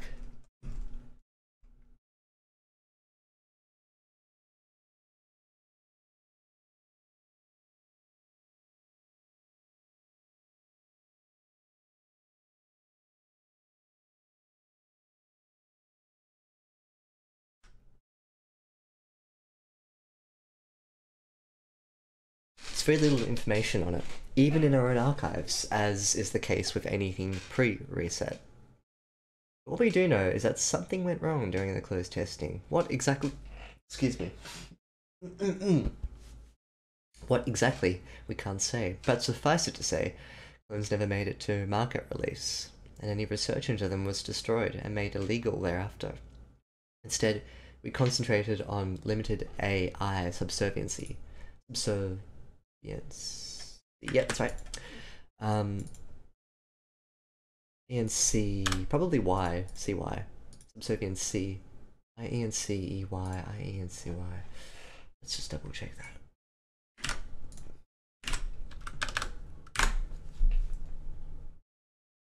Yeah, it's CY.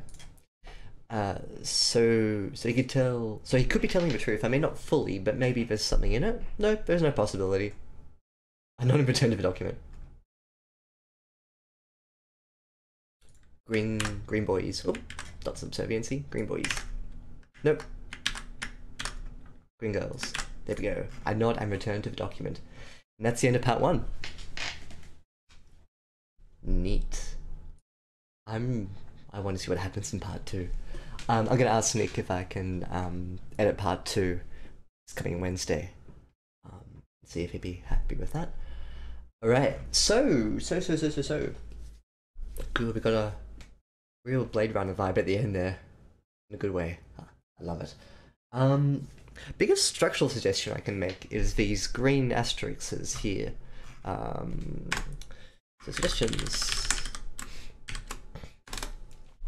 Alright, so it's currently 1 hour 48 exactly into the stream.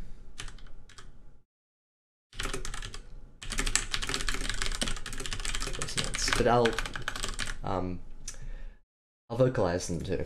Vocalize. Like a real human.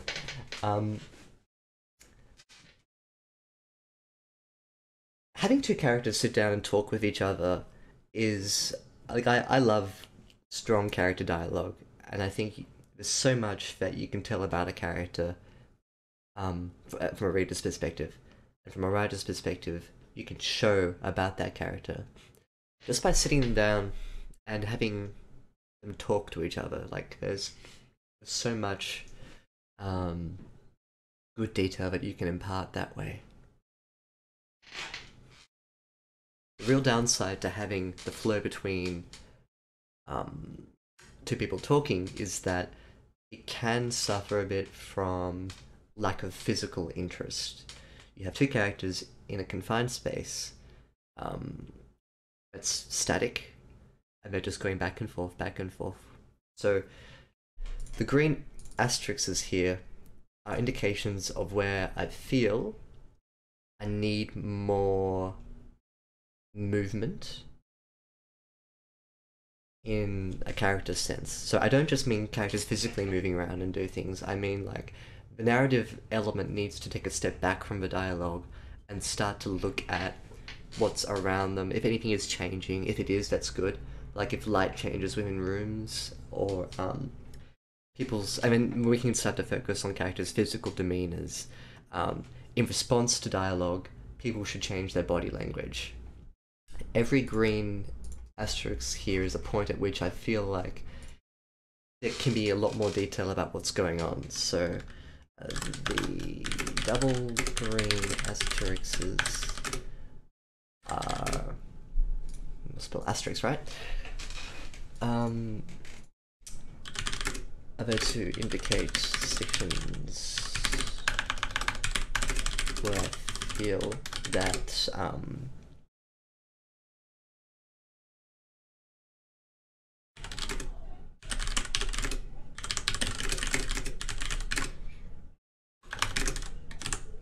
mean to break up the dialogue. Getting two characters to sit down and talk with each other is a great way to show us their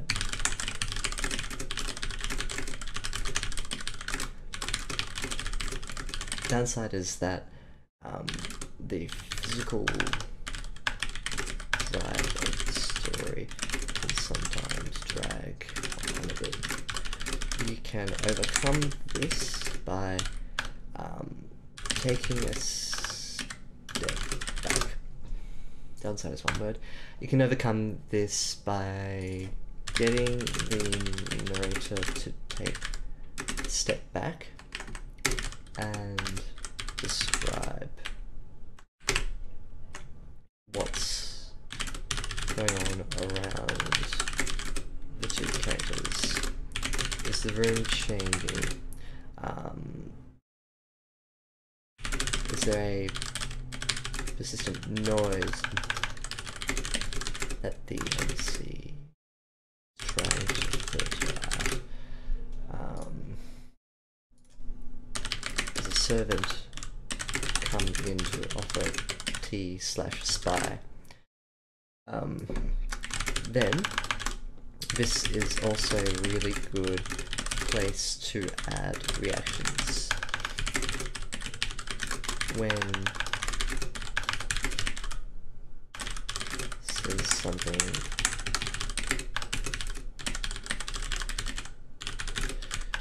we need time to process this. There's a point here.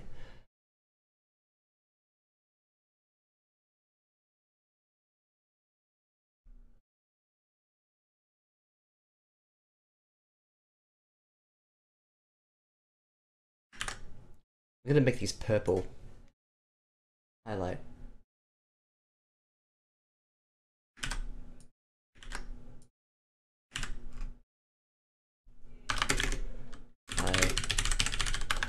highlighted these sections.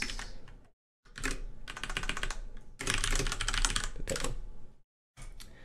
Here.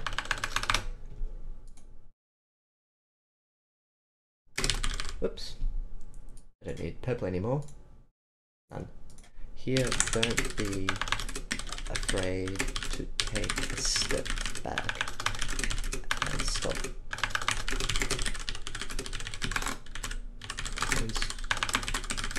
Jesus.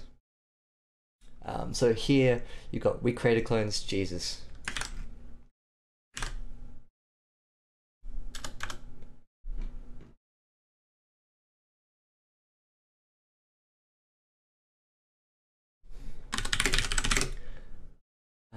What's the name of the company? Founders of Magnolia.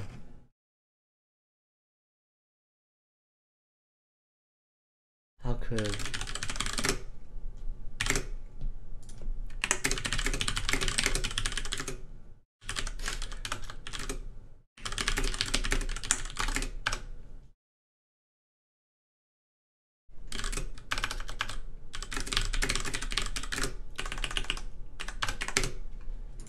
so there's ample room here just to fill out more detail. Don't be afraid to let's take a step back, stop the dialogue flow, and get your character to expand on what they've just heard. So green is usually green's for areas where I think we need more sort of pause for the sake of flow. I need to break up a dialogue flow, bunch of around the scene. So here, especially because we're going to be spending a lot of time in this room, I'd like there's a table, but I think we need like a sense of the room too. I'm just thinking about the mahogany table.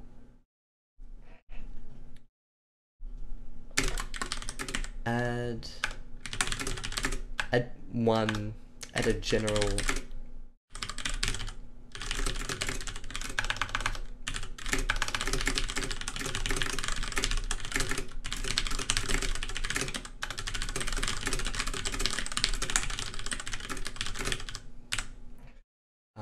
so we're going to be here for a while with just these. So you'll need to create a strong sense of place to ensure that they can make a reliable mental image.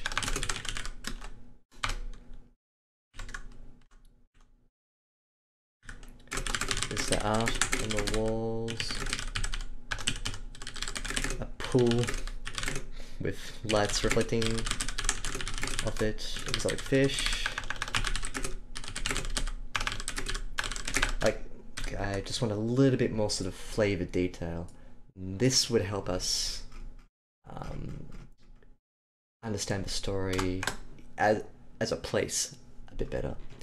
So my suggestions are basically to break up the dialogue flow, to make sure that the reader doesn't fatigue themselves from reading so much dialogue.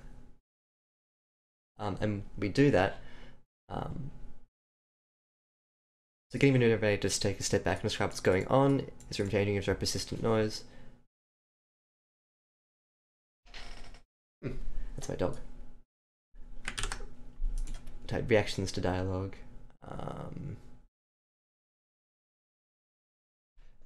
Even when the isn't earth shifting, e.g. when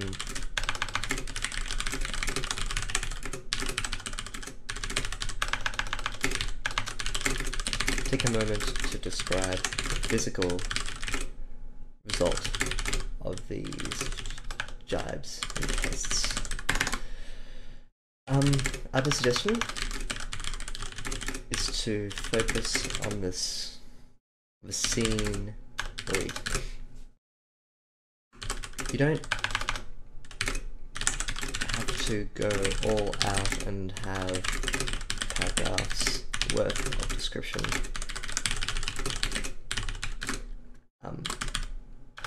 Especially considering your narrator is a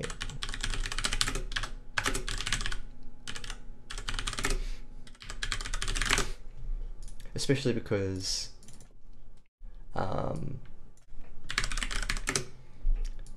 detectives make for notoriously tight-lit narrators. However, you'd be surprised by what one or two really sharp sentences can do to make a scene go from vague to memorable.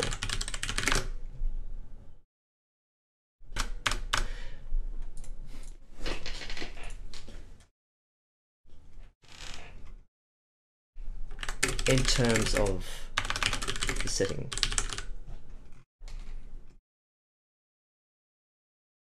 So what would be an example?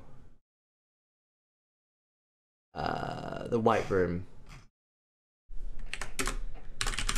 Take your white. Before it was just a room where the body was. I'm gonna copy paste that actually.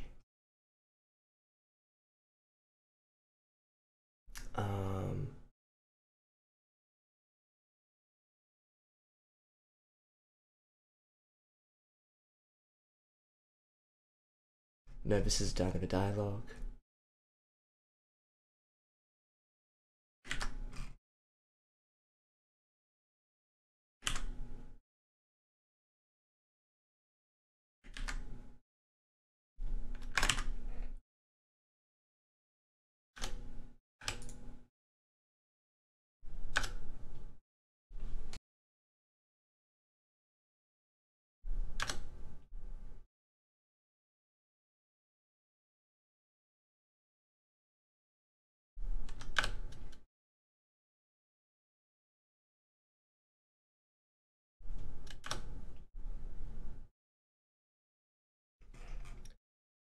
Versus the original, which I'll paste again after going back into viewing.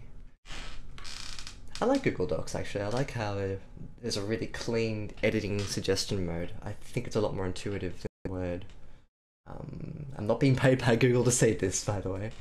I think Word's most complicated and perhaps the system that they really need to streamline is their track changes system. I can't get my head around it. But this, the Google Docs system, I can. Go back into suggesting.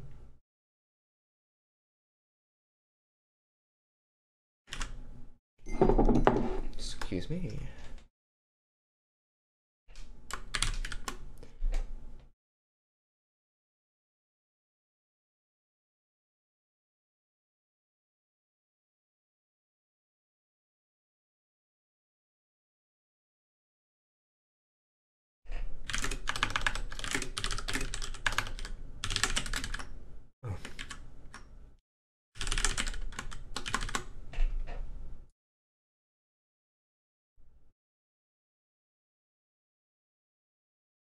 I delete that comment.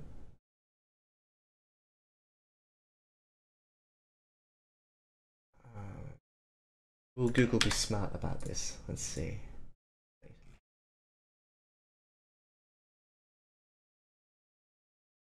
No, it wasn't smart about it. Fortunately, I copy-pasted it. I'm consciously I don't want to rewrite a story. Detectives are notoriously blunt and cunning, so it makes sense for their voice to be the same. That being said, there is room to expand and elaborate their internal sense of the scene. Good. Comment. Good. Back in. But I think that description itself should probably come here, like a one-sentence description of the surrounding the surroundings. Or perhaps you can bring up this.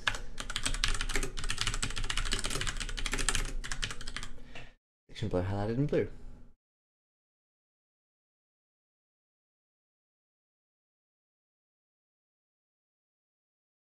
Good. So here I was trying to make a point about the institution's white room rings empty. There's a hollow glow seated deep within the walls, halogens, tiles. So immediately I have something to learn about the white room.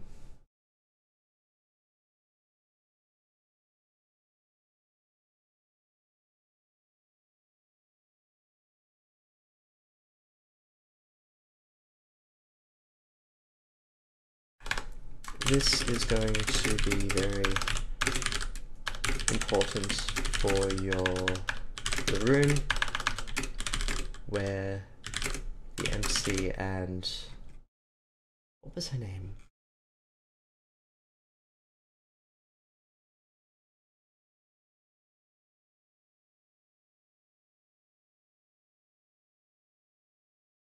Juliet.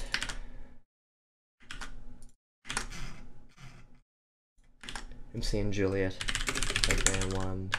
have their interrogation. Oh.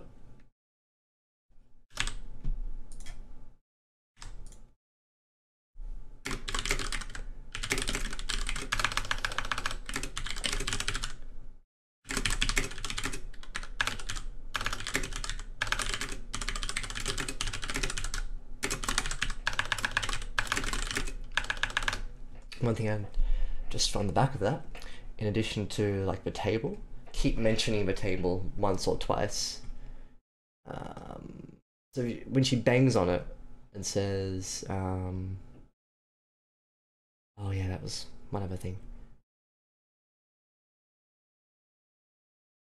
So she bangs her fist hard against the table. Almost instantly, Julia returns to this isn't a double asterisk thing here. This happens. So maybe add a short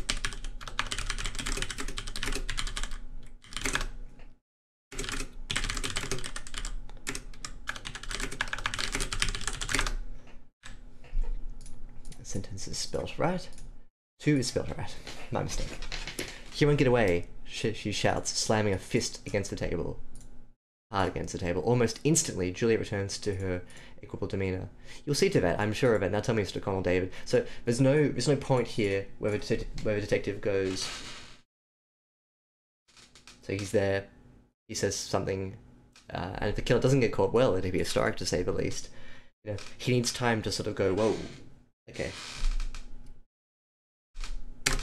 Add a reaction from David. David is the MC, that's right.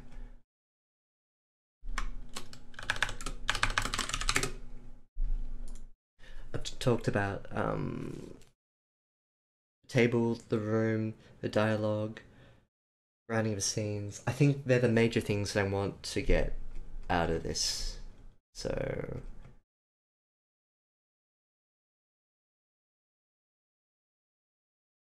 two.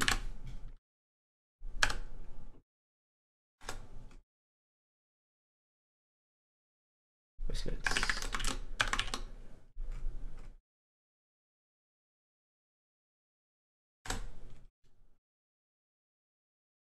Cool. I think I'm happy with both suggestions too. Like in terms of a structural sense, I think the story has a nice flow to it. You've got this little introduction. You've got and then immediately you have that scene that unrolls and folds into itself. Oh, one more thing.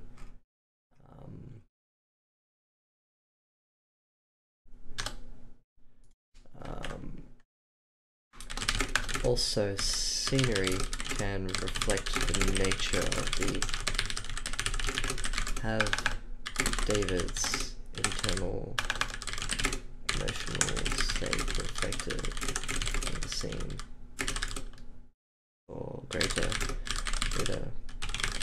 version.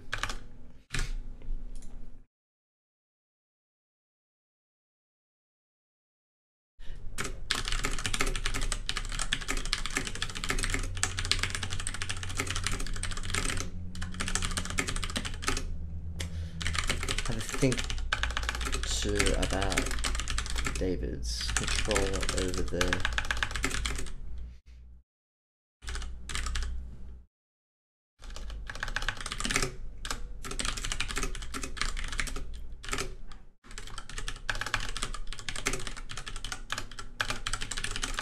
good.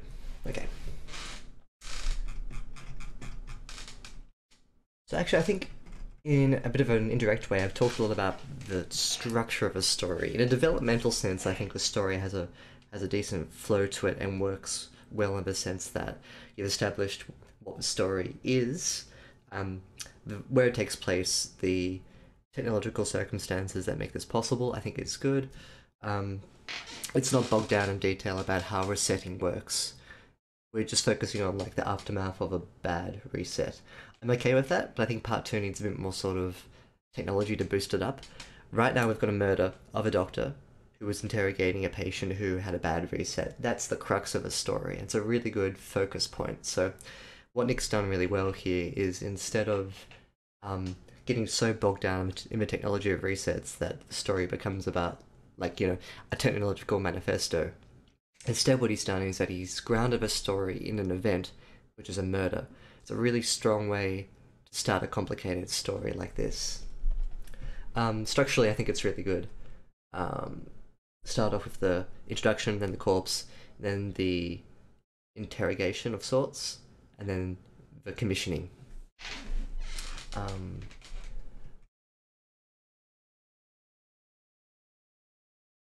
So that was developmentally. Developmentally, it's strong, and structurally, I think the writing reflects those different aspects of it too.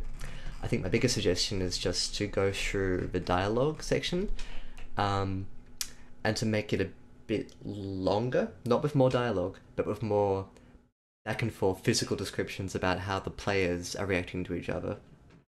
In addition, I'd like a little bit more scenery grounding so that I understand where they are, and that while we have this big dialogue back and forth, I know physically where they are, and I have a good sense of what the room is. There's lots of potential here for like crazy stuff, art on the walls. Maybe there's like a big panel displaying a memory, like a collective memory or something from 5 different people. That has been skimmed off or something floating around the walls. Like, I want that sort of spicy detail in the background as the interrogation happens. I'm gonna write that down too. So the interrogations room.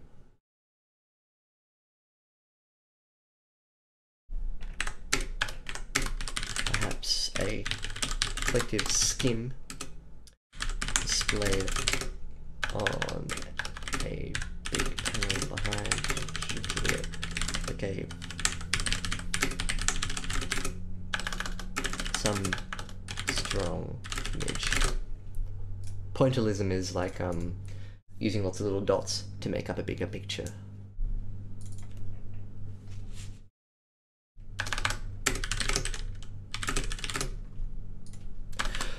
Alright, I think I'm done.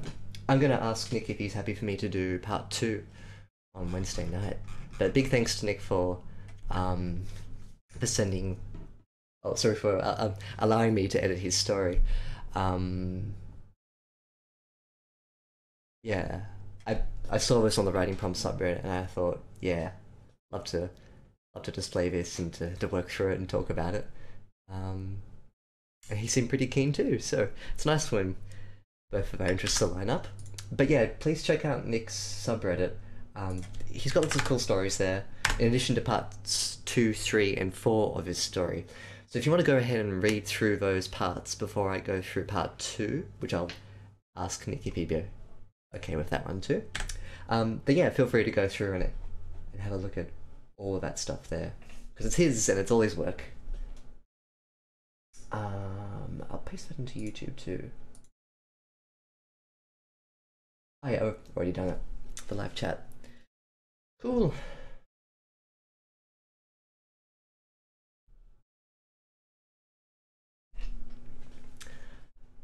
Oh, wow.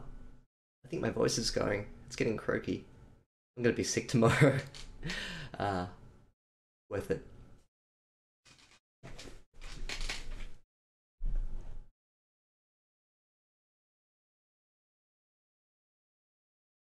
can just...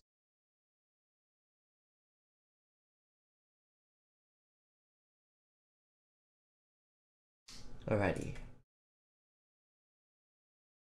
Coolies. Well, thanks for joining me for another edit. Thanks for the follow, Nurse and TTLACC. Good to see you again. Thanks for saving my butt with the it seems stuff. We'll forget that ever happened. Oh, and also Blitz Disney TV. Really good to see you again. Congrats on getting a job. Oh yeah, Captain Flint made an appearance too. Very nice to meet you, Captain Flint. Never see you again. Who knows? It's the internet. Alrighty, so thanks for joining me today. Good to have everyone. Some old faces, new faces.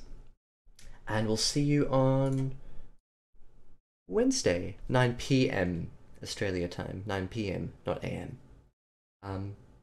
You can check out my, if you go to twitch.tv Lyrebird Edits dashboard, I'll bring that up here. This is kind of my hub, I suppose.